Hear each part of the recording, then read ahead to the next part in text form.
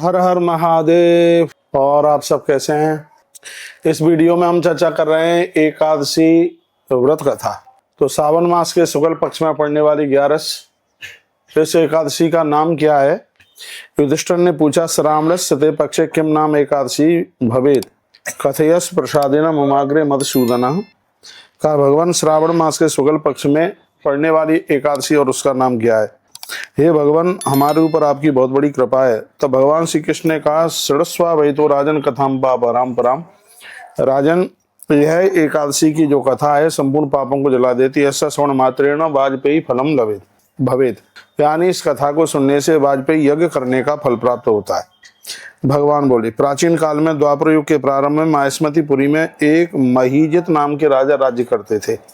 पुत्रहीनस् तस्सैव न तद्राज्यम सुखप्रदम। उनको कोई संतान नहीं थी तो वो बड़े ज्यादा दुखी थे। वो सोचते थे कि पुत्रहीन पुरुष को अब जीने से लाभ ही क्या है, क्या करूंगा ऐसी सत्ता का। वो बहुत ज्यादा परेशान थे। प्रजा के बीच में सभा में बैठे हुए वो प्रजा से कहने लगे कि इस जन्म में मैंने कोई पाप नहीं किया, ना तो कोई अन्याय पूर्वक मैंने धन संपत्ति अर्जित करी, फिर भी पता नहीं क्या कारण है अन्यायोपार्जितम वित्तम क्षिप्तम कोसे मया नहीं। फिर भी पता नहीं क्या कारण है कि उसकी वजह से मैं पुत्रहीन हो गया। मैंने कभी भी ब्राह्मण अथवा देवताओं की संपत्ति नहीं खाई। मैंने कोई ऐसा पाप नहीं किया किसी की धरोहर को मैंने हड़पा हो। न्यासा पहारो न करता परस्या बहु पापदा। फिर भी पता नहीं ऐसा क्या कारण है, क्या मुझे कौन सा पाप लगा है जिसकी वजह से मैं पुत्रहीन हूँ। मैंने शिष्ट पुरुषों का ही पूजन किया। मेरा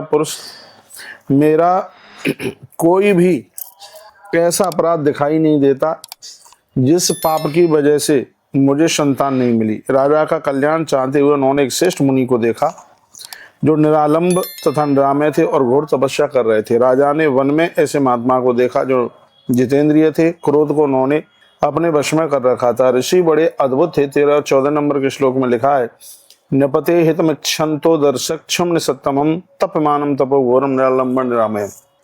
धर्म तत्व को जानने वाले थे, सभी शास्त्रों में निपुण थे। वह महात्मा जी का नाम था लोमस ऋषि थे। बड़े अद्भुत थे महात्मा लोमस। वे दीर्घायु महात्मा। उनके चरणों में राजा लंबे होकर के गिर पड़े।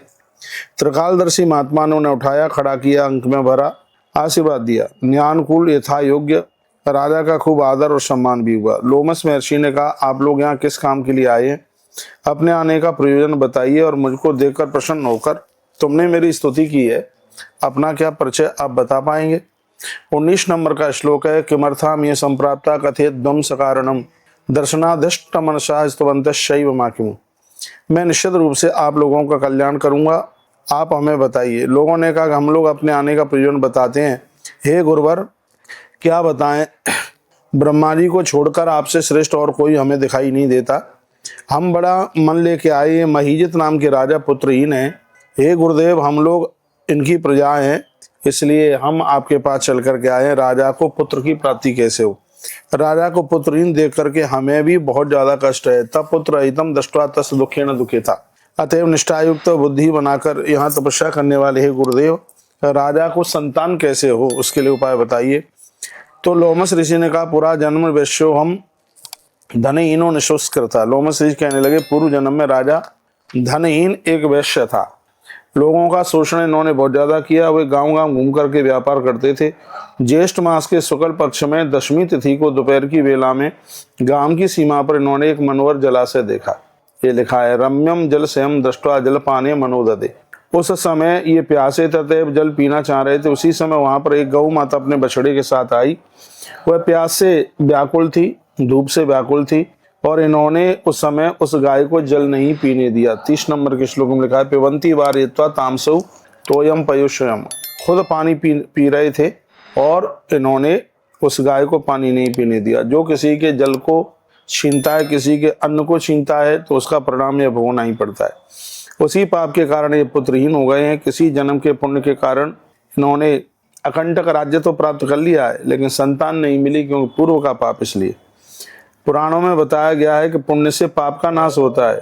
अतः आप उस पुण्य का उपदेश करें जिससे कि पाप का नाश हो जाए। गुरुजी आप कृपा करें।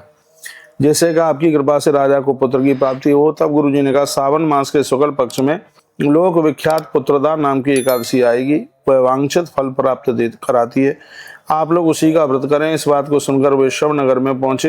राजा ने व्रत किया, रात्रि को जागरण किया। द्वादशी तिथि को भगवान वासुदेव के पवित्र रूपण में उन्होंने सोने और चांदी के दान किए और उसका परिणाम यह निकला। ग्रंथ में लिखा हुआ है, कहा गया है कि ब्राह्मणा क्षत्रिया वैश्या विल्ला शूद्र सही बचा। नगर के जितने लोग थे राजा की पुत्र कामना के लिए सबने 11 का व्रत किया। एकादशी के व्रत के तत्पश्चात उनकी पत्नी गर्भिणी हुई। समय आने पर उनको अद्भुत संतान की प्राप्ति हुई है। यह पुत्र सुगम प्राप्य पुत्र स्वर्गाति लभेत। जो भी कोई इस एकादशी की कथा सुनेगा उन्हें पुत्र सुख की प्राप्ति होगी। इतनी बड़ी, इतनी सुंदर यह कथा और जो हमने आपके बीच में आपको सुनाई है, और यह पुत्रदा एकादशी सावन के शुक्ल पक्ष में पड़ने वाली। इस एकादशी की कथा को आगे भी भेजिएगा, क्योंकि 1000 गौ माता के गोदान करने का फल प्राप्त होता है जो एकादशी के दिन एकादशी की कथा सुनते हैं। बहुत बहुत धन्यवाद। अपना ध्यान रखिए और एक न्योता भी स्वीकार कीजिए। 16 अगस्त से 22 अगस्त तक ब्रह्म वैवर्त पुराण की कथा तुलसीवन आश्रम सीधाम वृंदावन परिक्रमा मार्ग में होने के लिए जा रही है। आप सभी भक्त लोग सादर आमंत्रित हैं। कथा के टाइमिंग्स 11 बजे से 2 बजे तक हैं। 16 तारीख को हम अपने भगवान का तुलसी बिहारी जी का 27वां वर्ष उत्सव मनाने के लिए जा रहे हैं। उसमें आप सभी सादर आमंत्रित हैं। आप जरूर पधारिएगा। हर हर महादेव, घर घर महादेव। एकादशी मैया की जय हो। बांके बिहारी लाल की जय हो।